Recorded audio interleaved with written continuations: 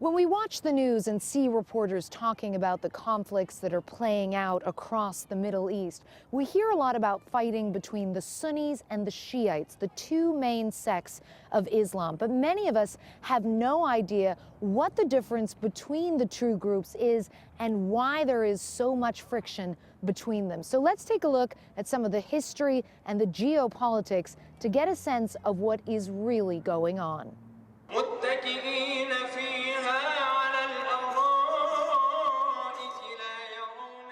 There are 1.6 billion Muslims across the world. Roughly 85% of them are Sunnis. The division began after the death of the Prophet Muhammad some 1,400 years ago as a disagreement about who should succeed him. The Sunnis felt that Abu Bakr, a close friend of the Prophet's, ought to be the next Muslim leader. But the Shiites claimed that Muhammad had anointed his son-in-law Ali as rightful successor.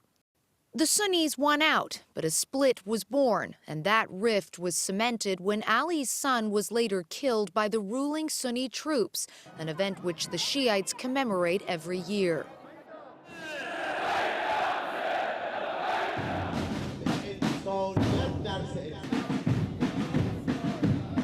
Fast forward more than 1,000 years, and the situation is worse than ever. According to a poll by Pew Research, some 40% of Sunnis don't even regard Shiites as real Muslims. But there's more than theology at work here. Perhaps even more important is geography. 100 years ago, around the time of the First World War, the Middle East was carved up in a Franco-British pact called the Sykes-Picot Agreement.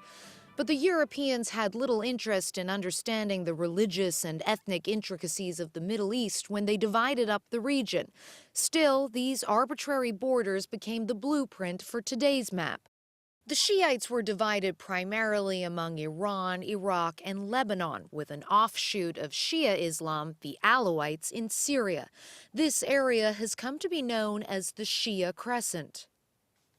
Sunni Muslims make up the bulk of the population of other countries in the region, with pockets of Shiites scattered among them. As you might expect, problems arise in countries where both sects are vying for power or one group feels oppressed. In Syria, for example, a Sunni majority has been ruled for the last 45 years by an Alawite minority. In Iraq, a Sunni minority ruled over the Shiite majority for decades. After the U.S. invasion, Saddam Hussein, a Sunni, was overthrown and a Shiite government took over. That government proceeded to marginalize the Sunnis, and now some of those disenfranchised Sunnis have gone on to form the so-called Islamic State, or ISIS.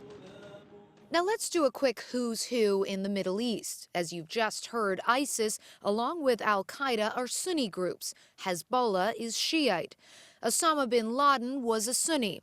Syrian President Bashar al-Assad is an Alawite, remember that's a Shiite sect, and the Iranian mullahs are Shiites as well, which helps explain why Iran has gotten involved in the conflict in Syria. And where does America stand in all this? Traditionally, the U.S.'s strongest allies in the region have been Sunni powers, Saudi Arabia, Egypt, and Jordan.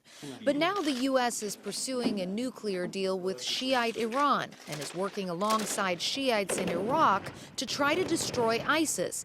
But at the same time, Washington still supports Saudi Arabia, which is currently bombing Iranian-backed Shiite rebels in Yemen. Confused yet?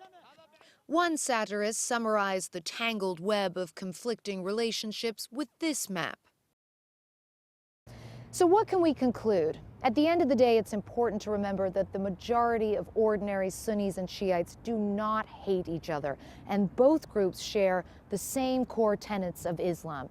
In a sense, it's similar to the differences between, say, the Catholics and the Protestants. And the fighting and the bloodshed that we're seeing across the region are less about religion than they are about power.